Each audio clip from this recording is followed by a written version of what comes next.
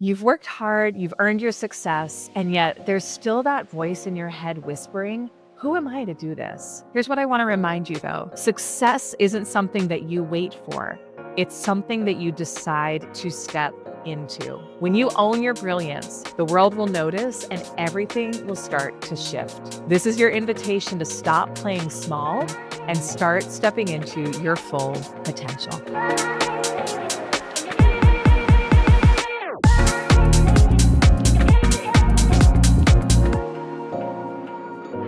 Welcome to the Superhuman Selling Podcast. Today, we are diving into a topic that has been really a big point of conversation in our community lately. And in fact, we've been talking about it on a number of calls, which is this concept of overcoming imposter syndrome.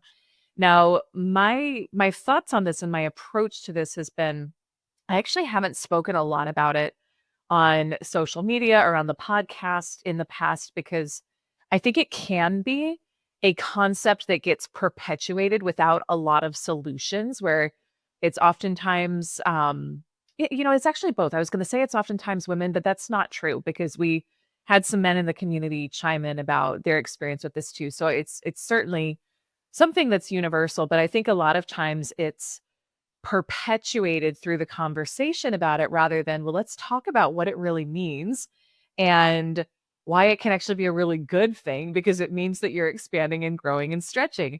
So, we're going to dive into this today. I'm going to share with you, how do you know if it's something that you're navigating? I'll share with you some of my own experiences with this.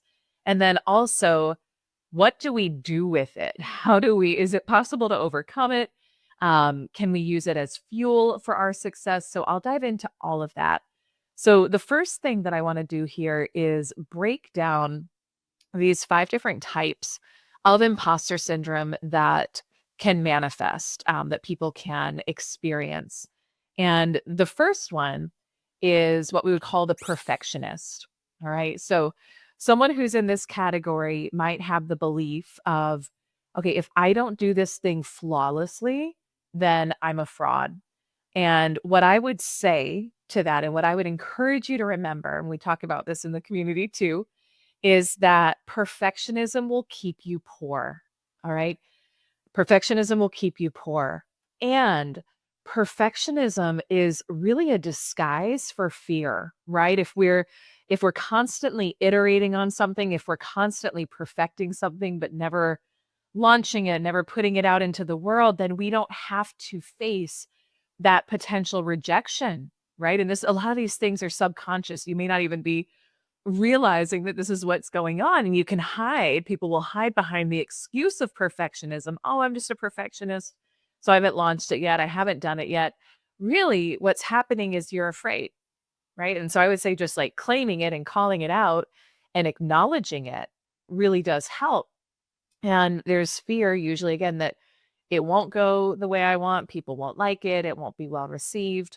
But what I know and what I have experienced is that anyone who's going to have any level of success and actually accomplishing what they want, you put things out there in the world that sometimes you're really lit up about, and it's crickets. I've had that happen many, many times.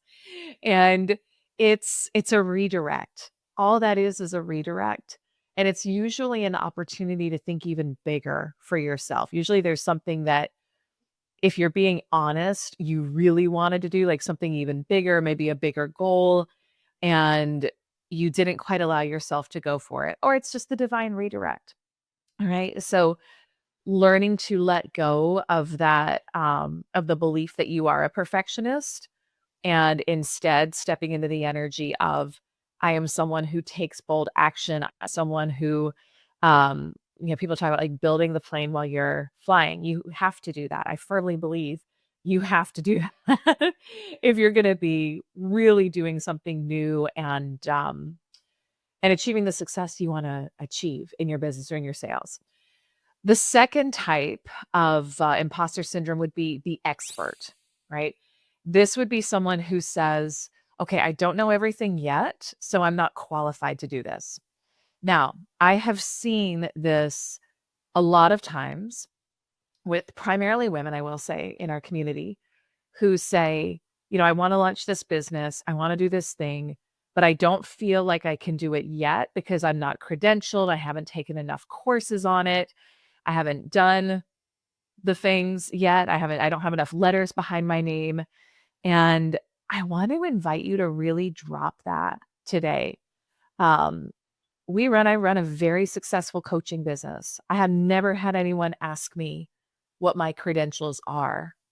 And frankly, um, the way that I've approached it and the way that I have built my business is I know if there's a calling on my heart and I can help other people, that I am qualified to do it, right? I'm not gonna ever market or promote something that I don't believe I can help someone with. I'm never gonna be disingenuous in my marketing. But my friend AJ Vaden, she has this rule and I love it. She talks about to be an expert, you just need to know a little bit more than the person you're talking to. Okay. And so um, a lot of times people will discount their lived experience or they'll count themselves out because, again, they feel like they don't have the credentials or they're not qualified or they're not certified. And what I would say there is, again, there's a strong element of hiding in that. Yeah, there's certain things that you, of course, need to get credentialed in.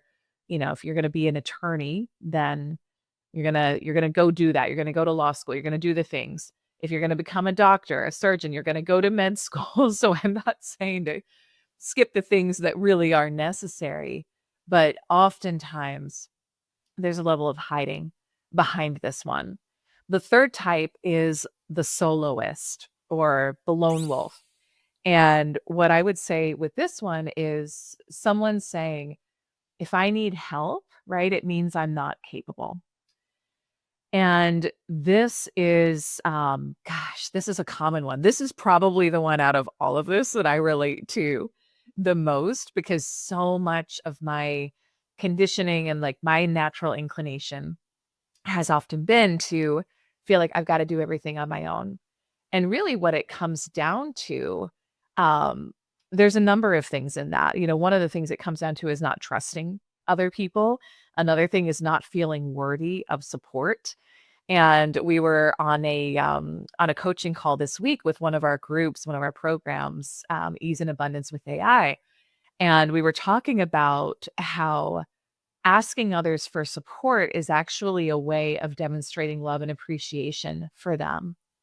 And that when you cultivate the belief that others want to help you and others are available to help you, it's amazing how much things free up. I'll share it's kind of a silly little personal example, but it's an example. Like in our home this morning, I looked at the laundry room and there were 5 baskets of unfolded laundry and one had fallen over on the floor and my 2-year-old's laundry was spilled all over.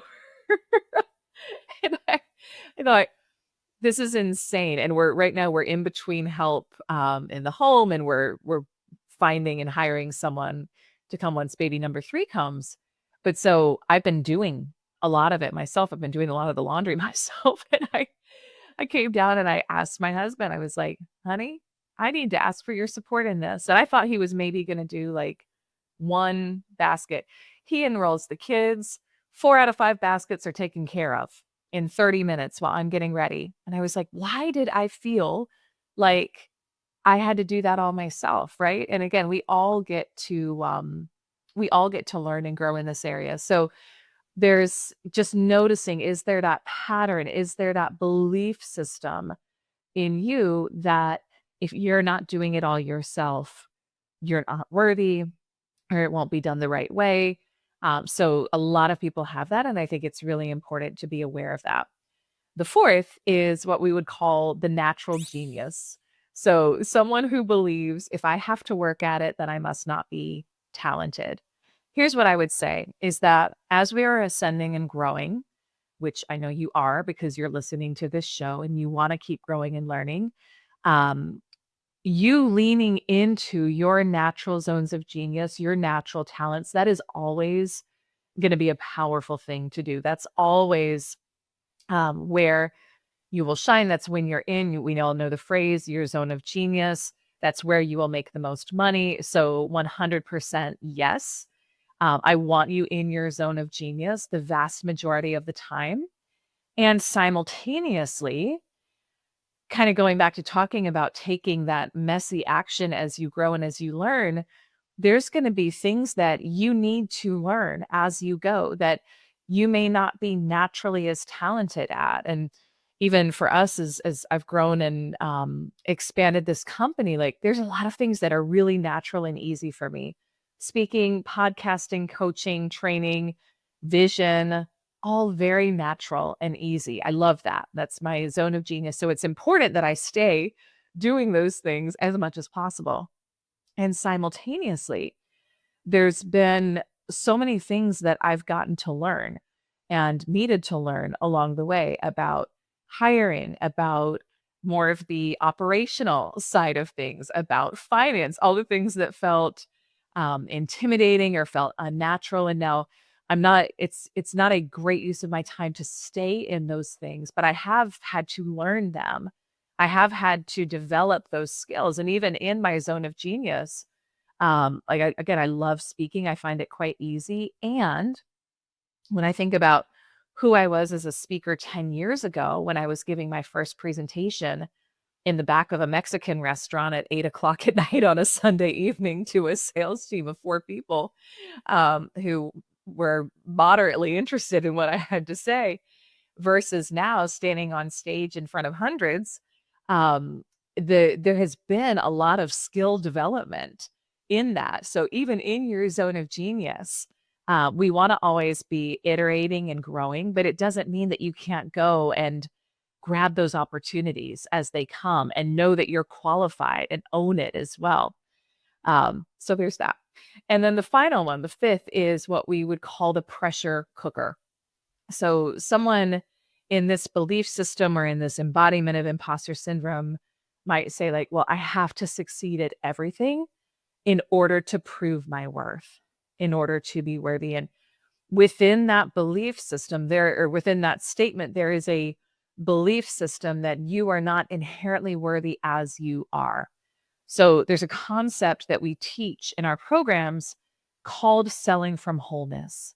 And what that involves is doing the inner work to come to a place where you remember it's not anything you have to earn. It's not anything that you have to cultivate or develop, but you remember your inherent worthiness. You remember your inherent divinity. You remember, I'm going to use the phrase, your oneness with God. That's how I think about it. There's nothing to prove from that place. You are already whole.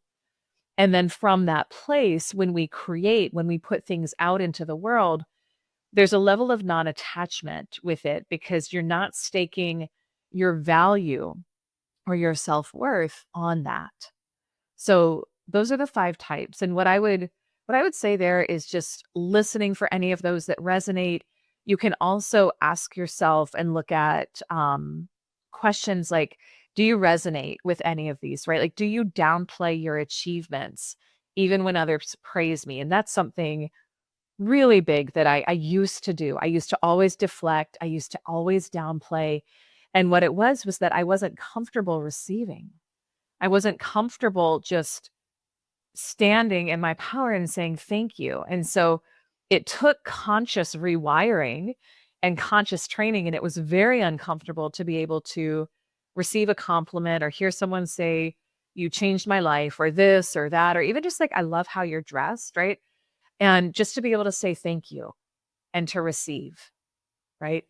That takes a level of ownership. And when you do, though, this is actually one of the ways that I'll tell people to look for if they come in and they're like, hey, I want to receive more money. I think I've got blocks around receiving. Do you deflect compliments? Do you deflect praise? Then you're not fully available to receive, which guess what? It is showing up in how your clients pay you or don't pay you. It is showing up in how successfully your business runs and your sales are flowing.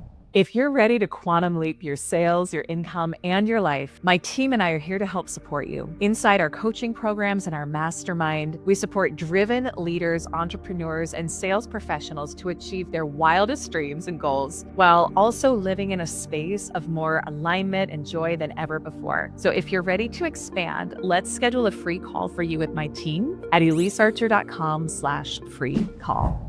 Another thing that I would look at and check in on is, are there any places where you feel like you've been lucky rather than actually skilled?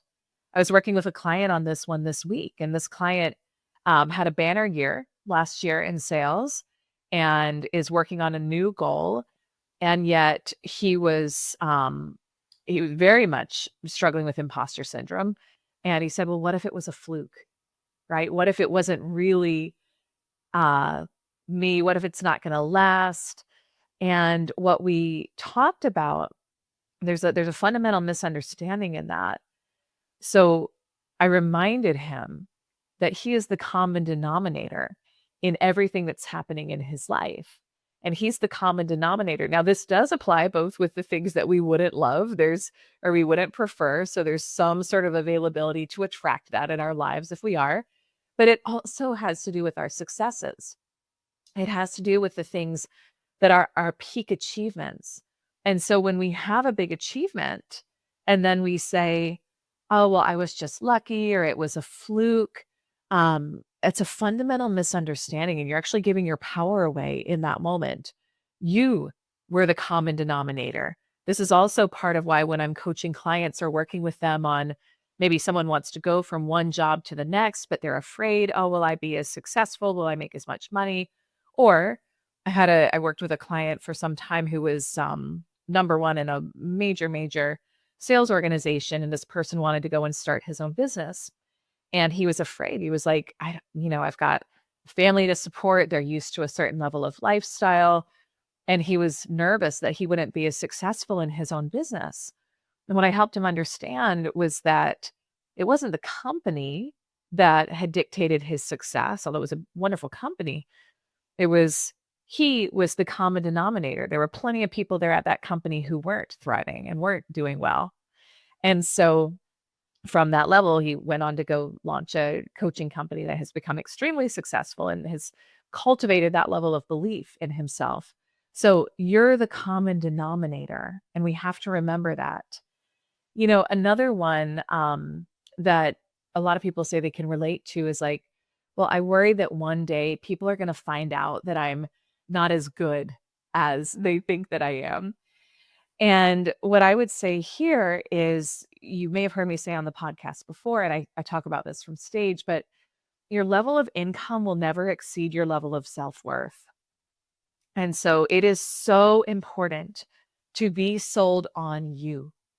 It is so important to get sold on why you are the best coach, the best mentor, the best consultant, the best sales leader, whatever your role is for your clients.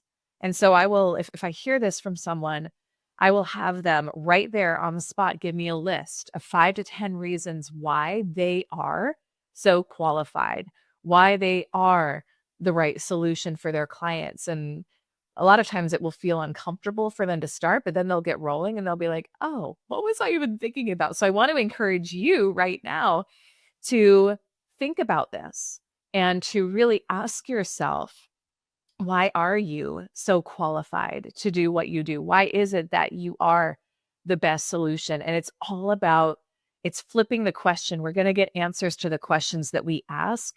So you want to ask a question that's actually going to give you helpful answers. I would say for any of those, if any of those resonated, there's an opportunity for growth here, and there's an opportunity for you to own your success and own who you are. And like I said, I've experienced this multiple times in my life. I mean, I'm a woman who was very comfortable with a certain level of success. My self-concept, my self-belief for a long time was like, I'm going to be I'm going to be pretty successful, like more successful than most, but I wanted next level success. I wanted the $1 million business. I wanted to be on big stages. I wanted to write a book. I wanted to do those things.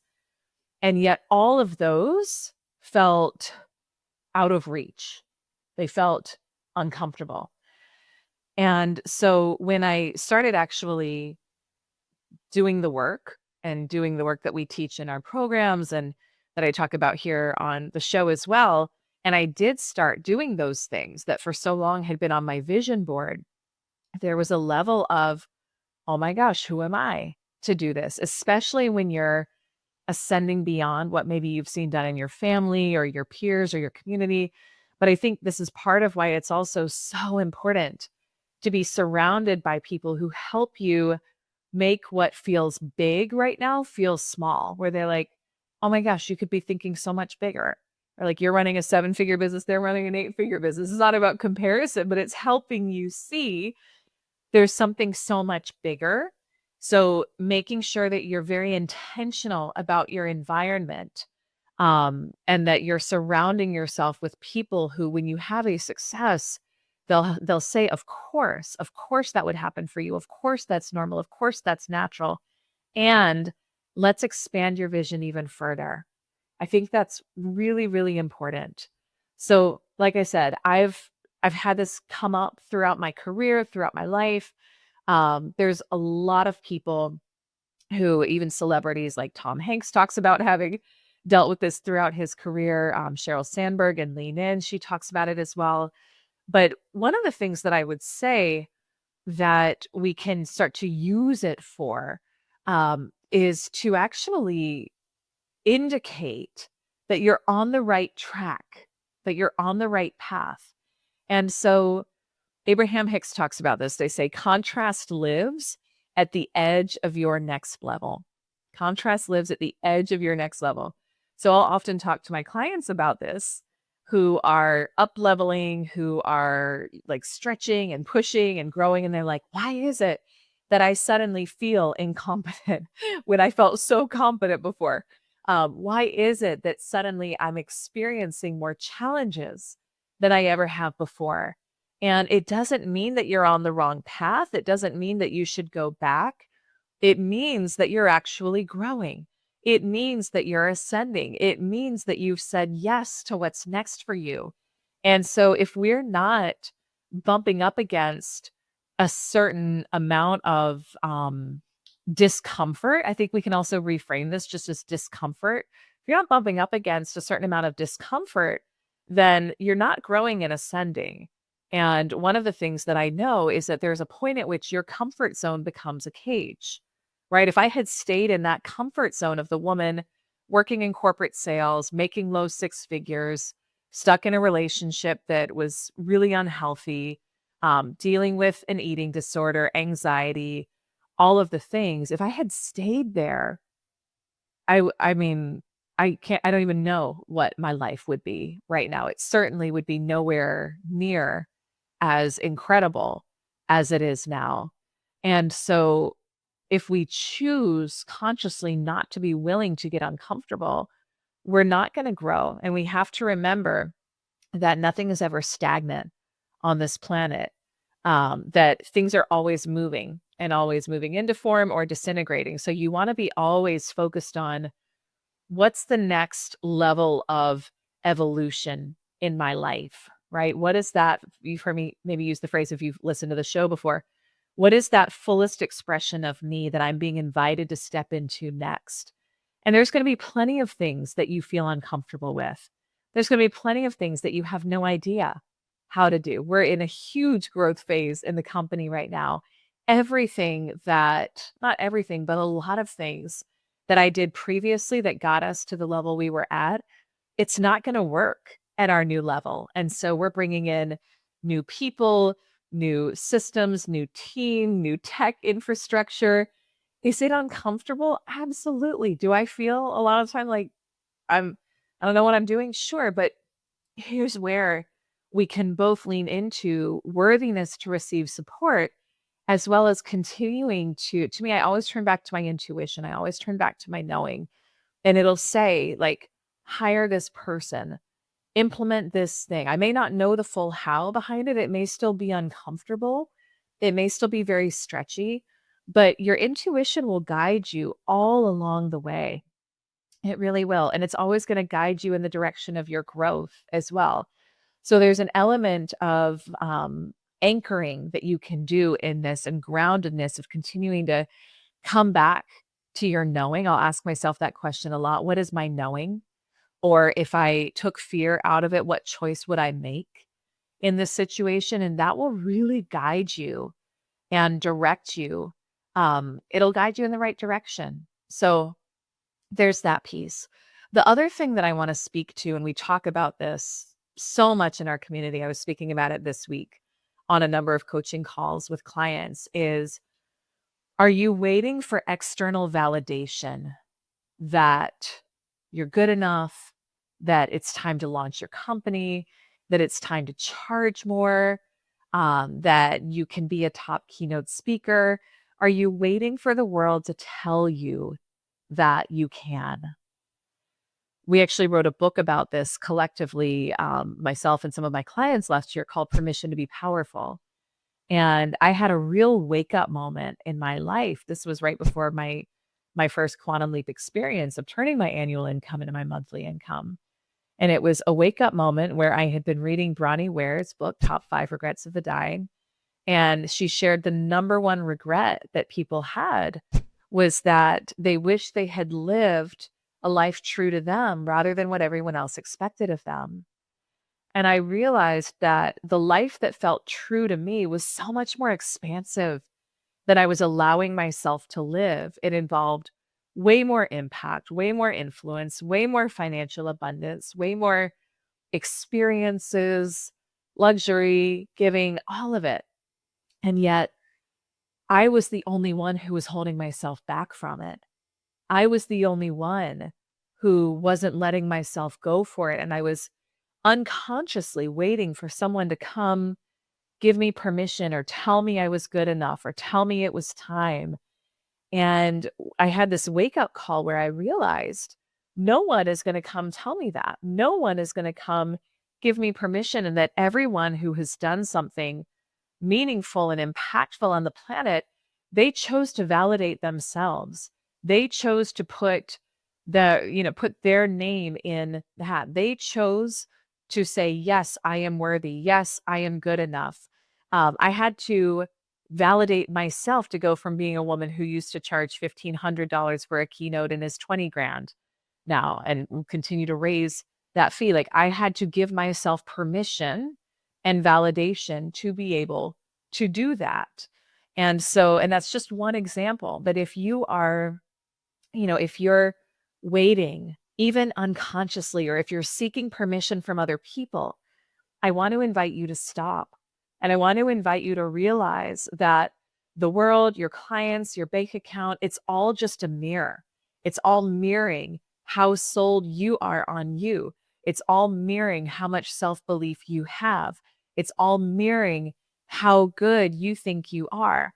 And when I say that, I'm not talking about arrogance. I'm not talking about feeling like you're better than other people, because I believe that at a spiritual level, we are all one. We're all part of the collective whole. To me, it's about remembering who you really are. And my personal belief is that we are all parts of Source experiencing itself here in different iterations on the planet. And so when we downplay or minimize who we are, you're downplaying and minimizing God. You're downplaying and minimizing your creator. And so when we accept and acknowledge our own magnificence, Anita Morjani in the book Dying to Be Me talks about the number one lesson from her near-death experience was to treasure your magnificence. When you do that, and then you bring your work into the world with a very different energy, and you bring your gifts and talents into the world knowing that it's a disservice not to offer them and not to be that fullest expression of you, because there's a reason you were created the way you're created. There's a reason you have the gifts and talents you have. So if you're holding back and waiting to bring those forth into the world because you're waiting for someone to come tell you that you're good enough or that they're good enough, then you're going to be waiting a long time. It's when we make that decision to own who we are, to validate ourselves, to say thank you for the gifts and talents that we have been blessed with in this lifetime, and to bring them forth onto the into the planet, right? In service, not hiding, unapologetic. That's when you'll start to get different mirrors in the world. That's when you will attract more clients. That's when you will attract more opportunities, more money, etc. But you won't feel like you need them to feel worthy. It will feel like a natural byproduct of who you are and how you're showing up. So I know this is a lot that we've this is a lot that we've covered in one episode so far, but a lot of this is about really rewriting your script and deciding that you are someone who confidently and unapologetically owns your gifts, shows up in the world, shining with your gifts and talents, and also recognizing that when that creeps in of who am I to do this, or am I worthy, or whatever the question is, it's your opportunity for a reframe. All right. It's your opportunity for a reframe. And it's your opportunity to say, of course, I am the person who does this. Of course, this is natural and normal for me. One of the things I started saying when I started receiving more and having bigger opportunities, is there could be a part of me who was like, "Oh my gosh, is this real? Is this really happening?" And I would shift it and say, "Of course, thank you. More, please. Of course, thank you. More, please." So we want to practice that of course energy with the great things that are happening in our life. So whether you've maybe just landed a keynote at your highest fee ever, you've landed a client, maybe you sold your first six-figure client, you never thought it was going to happen, here they are. We naturalize it and we normalize it. We say, "Thank you. Of course. Yes, this is normal and natural for me." And when you tell yourself that different story, you will start to accept that as your normal reality. And we get what we expect in terms of our results in all areas of life as well.